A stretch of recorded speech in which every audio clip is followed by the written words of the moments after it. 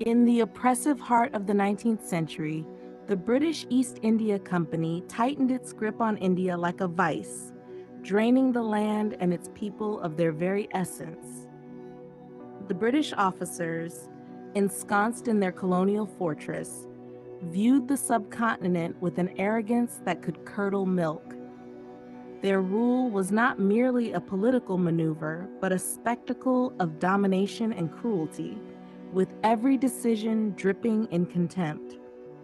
On a particularly dark day, one British officer's insatiable craving for cruelty demanded a grotesque form of entertainment. This officer, whose sense of self-importance was as grand as his appetite for violence, decreed a fight to the death. Not just any fight, mind you, but a brutal, blood-soaked spectacle involving the city's finest wrestlers. The ministers, spineless and eager to curry favor, scrambled to assemble the fighters, fully aware that the rules were set to ensure a massacre. This wasn't sport. It was a sadistic show to keep the officer amused while he sipped his afternoon tea.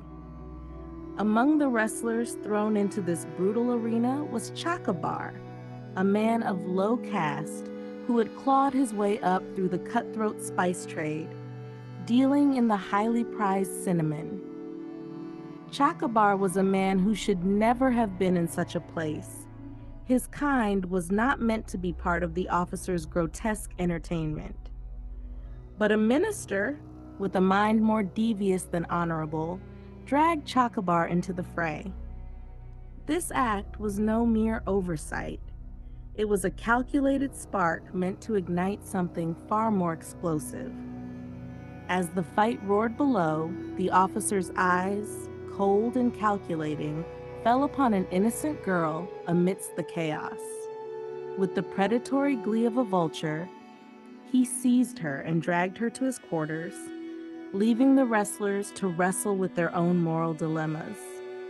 They could see the horror unfolding, but in that cruel arena, survival had become a matter of moral compromise. That hesitation proved fatal. Chakabar's fury reached a boiling point. The oppressive system, the officer's arrogance, and the sheer barbarity of the spectacle were more than he could bear. With a sense of defiant courage, he confronted the officer. This was no mere challenge. It was a declaration of war against the brutality he had witnessed. The chaos that followed was as explosive as it was violent. Chakabar, with a rage fueled by justice, fought through the officer's soldiers, cutting them down with a ferocity that seemed unstoppable. The officer, desperate and fleeing, left a trail of chaos behind him, but the damage was done. Chakabar had ignited the first embers of a revolution. Fast forward to the kingdom of Travancore, where the new king sat on a precarious throne. His reign was marred by the theft of the royal temple's treasures. Despite the commander's exhaustive search, the jewels remained elusive, hidden somewhere within the kingdom's vast expanse. The king, grasping at straws, turned to Velayuda, a wealthy merchant from a lower caste, known not just for his sharp business acumen, but for his unmatched prowess in battle. Velayuda was anathema to the traditionalists, a thorn in their side, and a blemish on their revered traditions. But the king, seeing beyond the caste prejudices, trusted Velayuda with the monumental task of recovering the stolen treasures.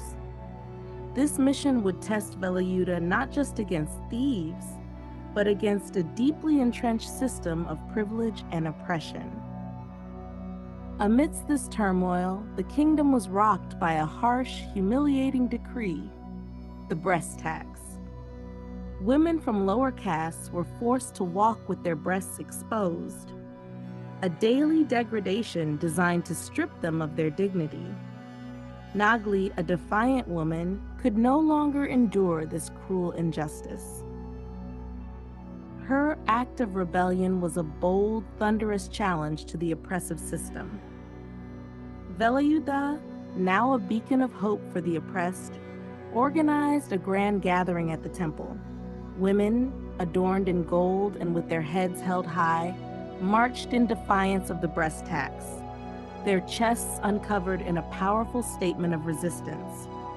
Soldiers, intent on enforcing the oppressive decree, were met with Velayuda's ruthless retribution. The clash that ensued shook the very foundations of the kingdom, echoing with the sounds of rebellion and justice. Power, however, breeds enemies. The ministers, fearing Velayuda's growing influence and the threat he posed to their comfortable lives, began weaving a treacherous plot. They poisoned the king's mind, framing Velayuda for crimes he did not commit. Yet Velayuda, ever the strategist, maneuvered through their schemes with skillful precision. His spice trade thrived, his influence expanded, but each victory came with its own price. Amidst this backdrop of political intrigue and rebellion, an old friend, Saraswati, sought Velayuda's help. Trapped in a loveless marriage to a decrepit advisor, she begged Velayuda to intervene. But Velayuda, consumed by the larger struggle, turned her away, focusing on the greater battle that loomed over the kingdom. Then, Velayuda uncovered a devastating betrayal. The ministers had not only stolen from the temple, but had sold the kingdom's treasures to foreign traders. This betrayal, this double cross, was the final straw for Velayuda. With a heart burning with righteous fury, Velayuda stormed the minister's chambers. His sword, a symbol of his vengeance, struck down those who had conspired against him and his people. But the battle against the deep-rooted system of caste, corruption, and colonialism was far from over. The land's ancient struggle continued, a fight that transcended one man's quest for justice. Velayuda's name, now a whispered legend, became synonymous with defiance and revolution. In the shadows, his story inspired fear in the powerful and hope in the oppressed. His legacy was far from finished.